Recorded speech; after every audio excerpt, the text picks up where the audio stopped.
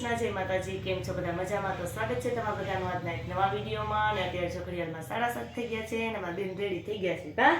હા, હે સ્કૂલે જવા માટે। એ તો થાવું જ પડે, મન હોય કે ન હોય કા? આળસ તો બહુ આવે ને।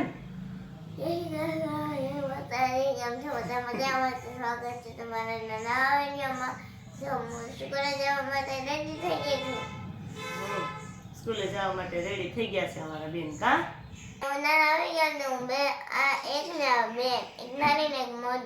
બે બોટલ લઈ ગયા છે। ઉનાળો આવી ગયો ને બહુ તરસ લાગે, સ્કૂલે કેમ ને પાણી ન હોય કા? એટલે વાયથી ભરવા જ દે, પણ એ તો છોકરા ખોટું બગાડતા હોય ને એટલે તો બે બોટલ અહીંથી મને કે આજ મને 2 બોટલ ભરી દેવા, ઉનાળો આવી ગયો છે ને એ કે મને બહુ તરસ લાગે છે। ખારું પાણી હોય તો બહુ ખારું હોતે ને એમાં મીસુબેન ને લાગવા માંડે। ચાલો મીસુબેન છે ને બેગમાં બોટલ નાખી દે અને હવે જાય સ્કૂલે। તો જો અત્યારે ઘડિયાળમાં 10 થઈ ગયા છે અને મારે જવું છે ખરીદી કરવા। 10 થઈ ગયા તો તડકો તો ધોમ તડકો થઈ ગયો અને ઉનાળા જેવું થઈ ગયું છે। જો ઉનાળો તો આવી ગયો છે એમ, એટલે જો અત્યારે ઊભી છું રિક્ષાની રાહ જોઈને। મારે ને આમાં એક કાકી બેને જવાનું છે ને તો રાહ જોતી હતી અને રિક્ષા આવે ને તો જઈએ। તો જો અહીં ધોમ તડકાના રિક્ષાની રાહ જોઈને ઊભી છું। હવે રિક્ષા મળે ને, જો કે આજ તો શનિવાર છે ને એમાં શનિવારે ભરે રિક્ષા તો ફટાફટ મળી જાય, એટલે હમણાં રિક્ષા આવે ને પછી જાય।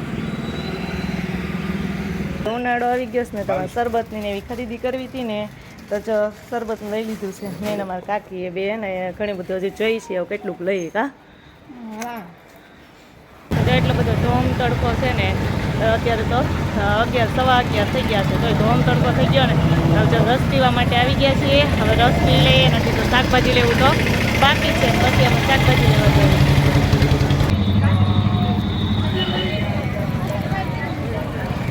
તો જો અમે આવી ગયા શનિવારી બજારમાં।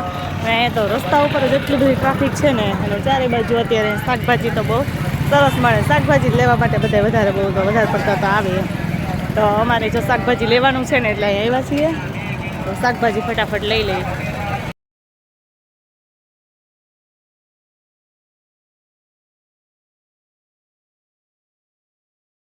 જો અત્યારે ઘડિયાળમાં 12 થઈ ગયા છે અને 12 વાગે જો બધી ખરીદી કરીને આવી ગઈ છું। ખરીદીમાં તો મેઇન મારે શનિવારી હોય ને એટલે તો શાકભાજી લેવા જવાનું હોય, તો જો આટલું બધું શાકભાજી લઈ લીધું છે।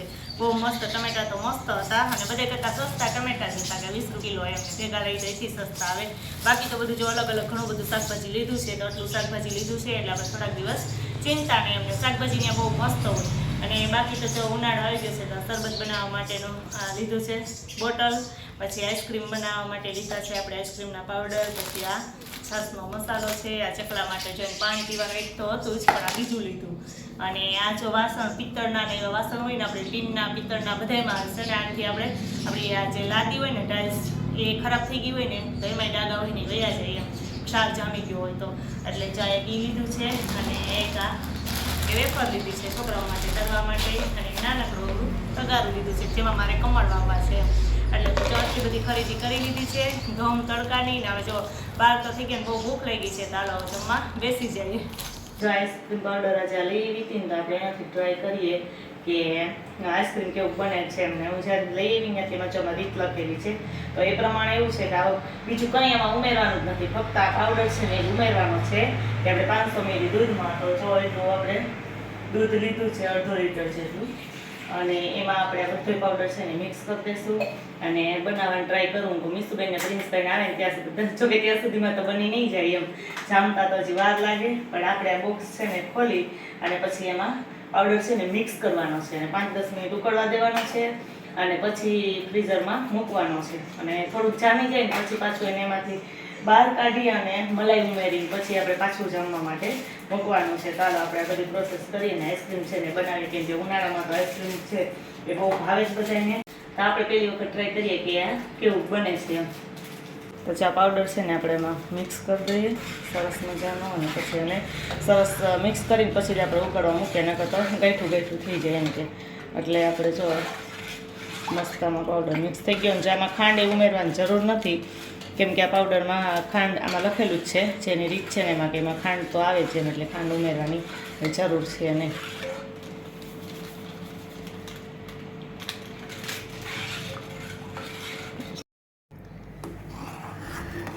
જો જો તો આપણે દૂધને છે ને 5 જ મિનિટ ઉકળવા દેવાનું છે. સરસ મજાનું જો આપણું દૂધ છે ને ઉકળવા માંડ્યું છે ને હવે આપણે એને ગેસ ઉપરથી લઈ લઈએ અને ફ્રીઝરમાં મૂકી દઈએ ઠંડુ થાય પછી.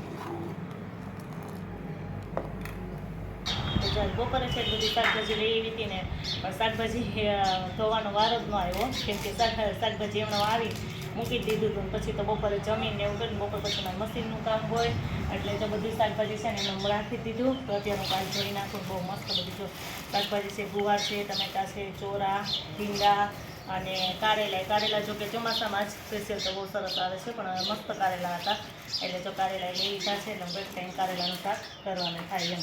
એટલે બધું જ્યારે અમે દર શનિવારે હું તો જાઉં જ છું અને શાકભાજી બધું લઈ આવું એટલે આપણે 4-5 દી હાલે એમ એટલું લઈ આવું.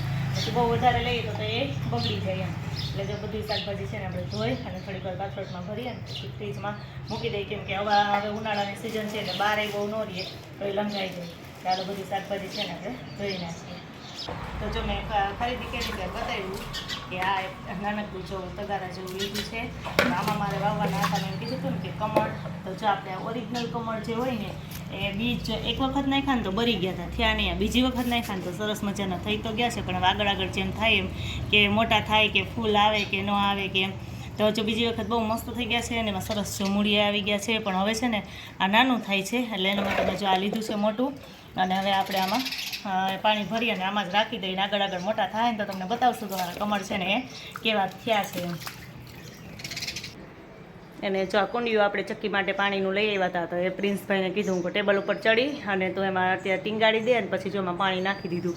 અને જો બાજુમાં છે એમાં તો ચોખાને એવું એના માટે ચણ તો રાખેલી જ છે અને એક જો આ બાજુ છે ચક્કીને પાણી પીવા માટેનું પણ અહીંયા હતું પણ તૂટી ગયું એમ. એમાં દોરી હતી ને એટલે દોરી એક તૂટી ગઈ છે એટલે એટલું બધું કંઈ આમ નહોતું પાણી રહેતું, ઢોળાઈ જતું હતું એટલે જો અહીંયા આપણે બીજું લઈ આવ્યા ને તો અહીંયા રાખી દીધું છે. તમારા ભાઈને કીધું કાંઈ એવું બધું કામ ભાઈનું હોય અને બેન તો જો ટ્યુશનમાંથી આવીને સીધી વાડીએ વહી ગઈ છે અને વાડી બહુ ગમે.